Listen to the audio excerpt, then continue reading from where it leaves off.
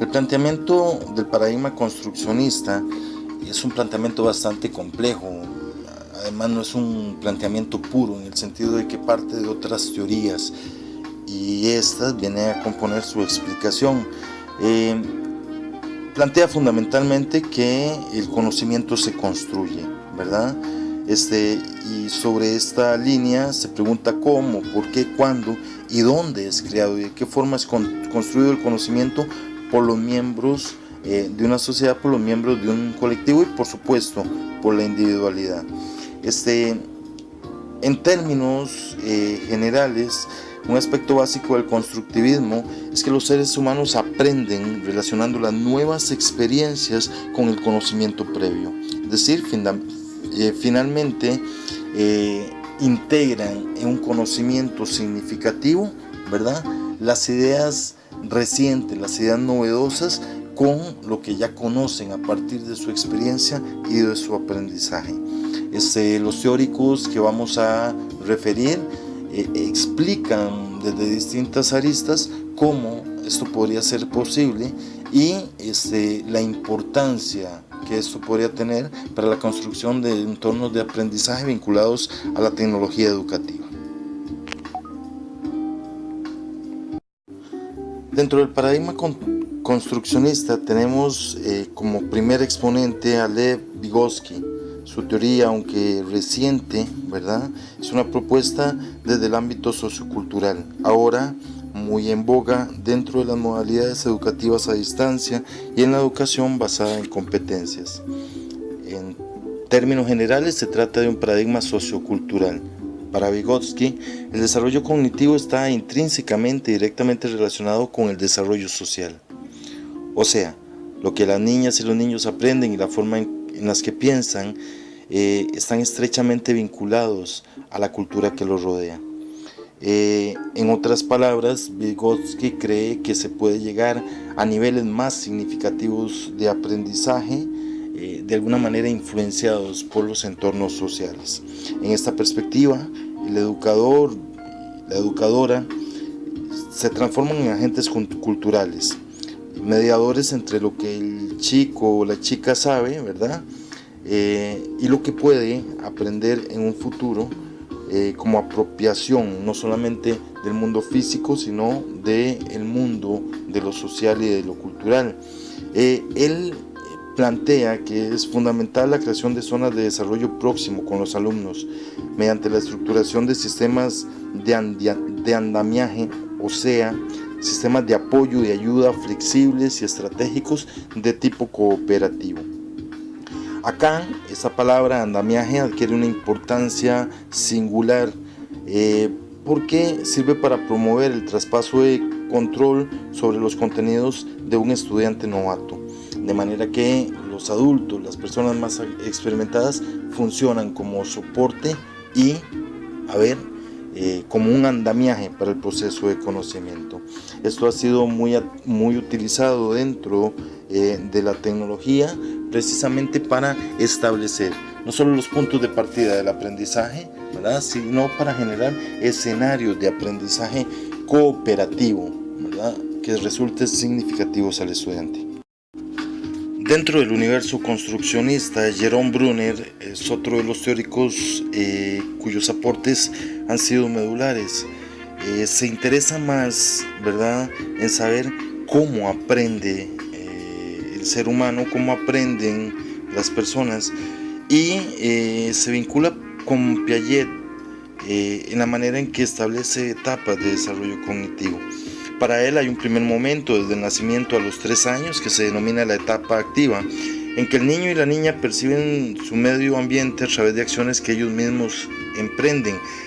No necesariamente son capaces en esta fase de explicar cómo funcionan las cosas, pero sí de mostrar, ¿verdad?, cómo funcionan, de aprender cuáles son sus mecanismos de funcionamiento.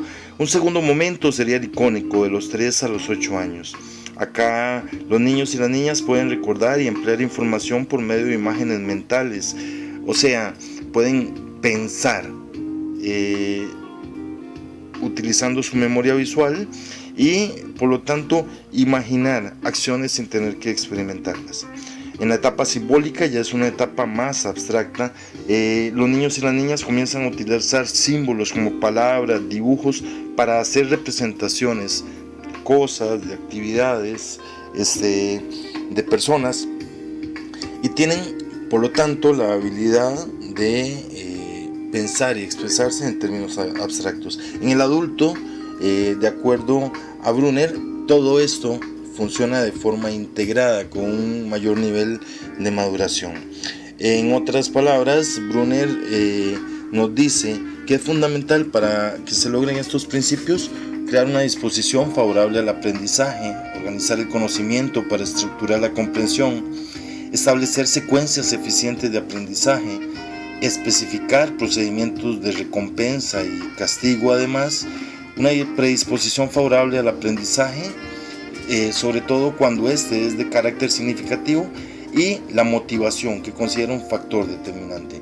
En términos de la tecnología educativa, Brunner hace un aporte fabuloso, pues revela la importancia de que el niño, de que el aprendiz interactúe, pues en la medida en que manipule, interactúe y juegue con los escenarios de aprendizaje virtual, será capaz de obtener un aprendizaje más duradero, más significativo en esencia.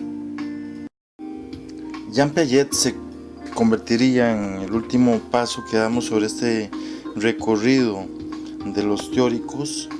Es un psicólogo suizo que se vinculó mucho con el desarrollo de una epistemología genética. Trataba de entender, ¿verdad?, de alguna manera, cómo es que el niño adquiría sobre todo conceptos complejos.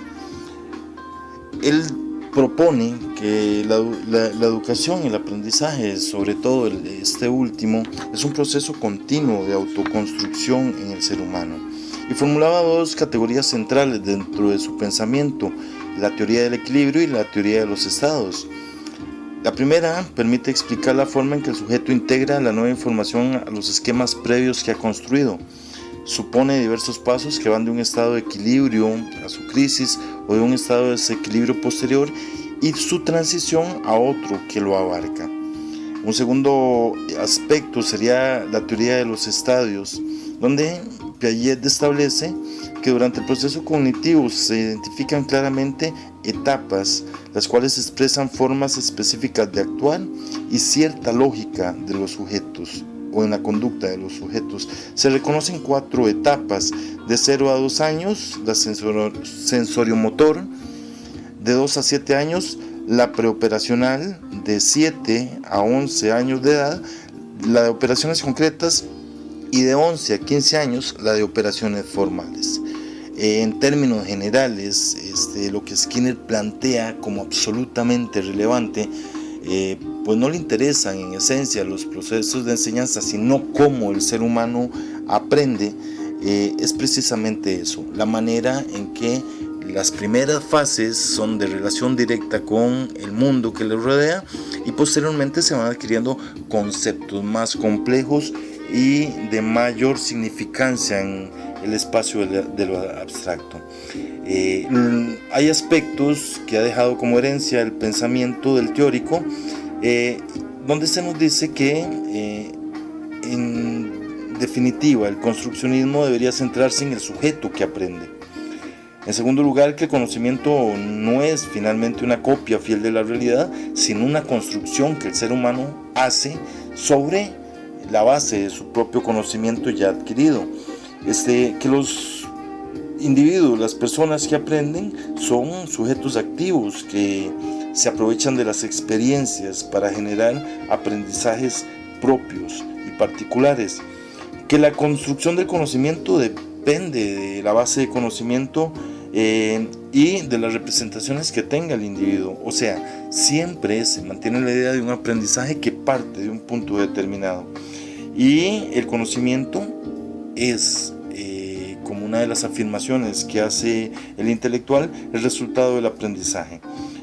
Por lo tanto, los modelos educativos deben enfatizar en cómo se construye y se organiza el conocimiento del individuo. Y sobre todo, el aprendizaje se desarrolla cuando los nuevos elementos que adquiere el individuo entran o ponen en crisis lo que ya sabía el individuo, son incorporados, son revisados y finalmente son replanteados. Para la tecnología educativa es interesante esto porque revela la necesidad de que las personas se integren en ambientes donde se les exponga a conocimientos de nuevo tipo y que sean ellos mismos dentro de estos ambientes virtuales los que integren, ¿verdad?, de manera significativa el nuevo aprendizaje a las estructuras de conocimiento que ya poseen.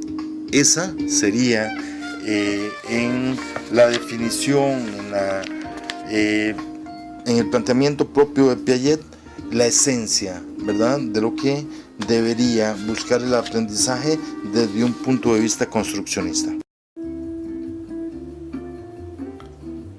Como conclusión, podríamos sostener el argumento o la idea acerca de la importancia de la constante renovación teórica a la que está llamado el docente que quiere involucrarse en el tema de las tecnologías educativas.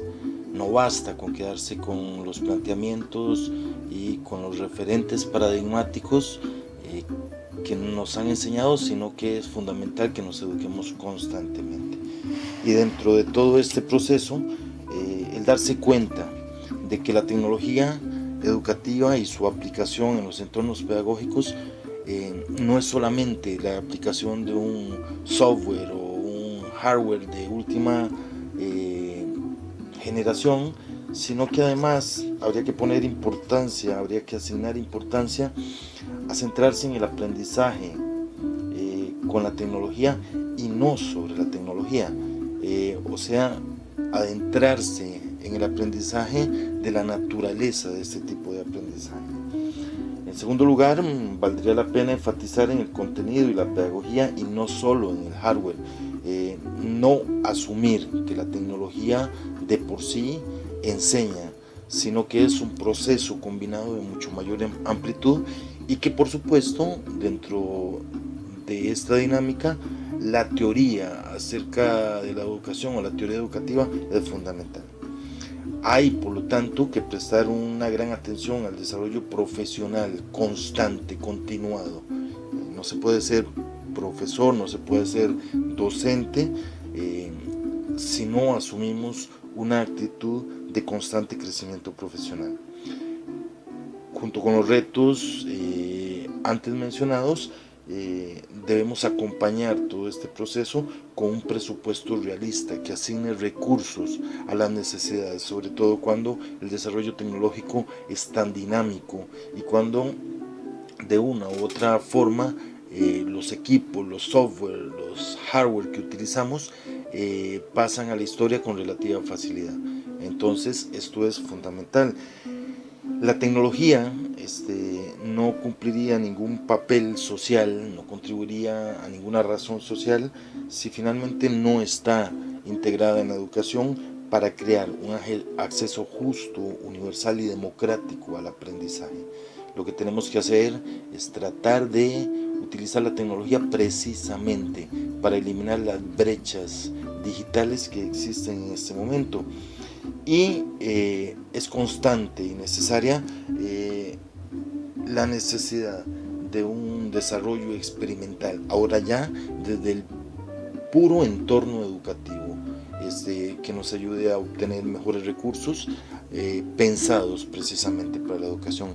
Y como no puede ser de otra manera, el currículum debe estar pensado también, debe estar íntimamente asociado al desarrollo tecnológico. No podemos trabajar con un currículum del siglo XIX o principios del siglo XX cuando las tecnologías dejan rezagado ese conjunto de ideas. Siendo así las cosas, es fundamental repensar toda la labor educativa y asociarla estrechamente con los desarrollos tecnológicos de la nueva era. O sea, pensar en un tipo de educación que algunos teóricos han denominado educación 2.0.